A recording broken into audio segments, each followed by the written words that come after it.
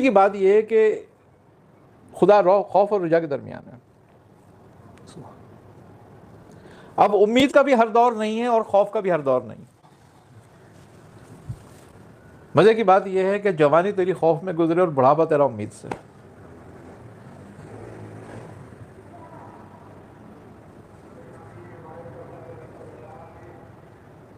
जिसने अपनी जवानी खौफ में गुजारी और अपने बुढ़ापे को उम्मीद पे गुजारा, यानी कि जवानी में खौफ खुदा रखा और जब गुनाह करने के काबिल नहीं रहा तो फिर खुदा से उम्मीद कर ली, तो बिल्कुल बख्शने वाला है फिर वो। अब रह गई बात शब कदर पा लेना, तो जिसने शब कदर पाई और ज़ाया ना करी अल्लाह उसको बख्शेगा। और जिसने, अच्छा, ये जो फरमान नाजिल किया गया वो भी इसलिए किया गया कि जिनको नहीं बख्शेगा ताकि वो उसके पाने से पहले पहले ताइब हो जाएं और तौबा कर लें और वो भी पा लें, तो अल्लाह उनको भी बख्शेगा। तो अल्लाह तबारक व तआला मुसलमानों को बख्शना ही चाहता है। अब मुसलमान खुद ही बख्शिश ना चाहें तो वो एक अलग बात है। अल्लाह ताला कितनी रियायत देता है इस महीने में, और इस रात को देकर कितनी रियायत दे दी बख्शिश के लिए। तो वो मुसलमानों से भी चाहता है कि मुसलमान मुसलमानों को ऐसे ही रियायत दें।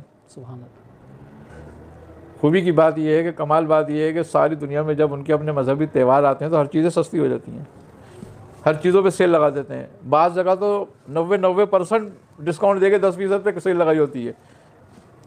और खूबी की बात यह है कि जब हमारे त्यौहार मजहबी मामला आते हैं तो हमारे ही लोग उन चीज़ों को सेल लगाने के बजाय 90% और महंगी कर देते हैं उनको, ताकि लोगों की पहुँच से दूर हो जाएँ, लोग खुशी ही ना मना सकें, लोग अपना त्यौहार ही ना मना सकें, बस उन्हीं के घर में त्यौहार और खुशी हो। तो अल्लाह उनको भी नहीं बख्शता। जो मुसलमानों का खैर ख्वाह नहीं, अल्लाह उसका भी नहीं खैर ख्वाह। फिर दुनिया में भी आजमाइश में मुब्तला होते हैं, जैसे अभी है आजमाइश में मुब्तला हो जाते हैं।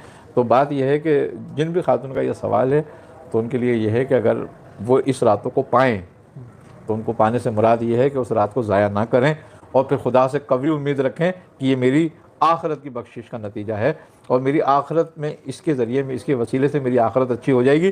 तो इसका मतलब हुआ कि इसका असर दुनिया से लेके और हशर तक रहा। सुभान अल्लाह, सुभान अल्लाह। इसकी वैलिडिटी हशर, इसकी वैलिडिटी तो हशर तक है, फिर जन्नत तक है कि इसके नतीजे में तुझे जन्नत मिलेगी।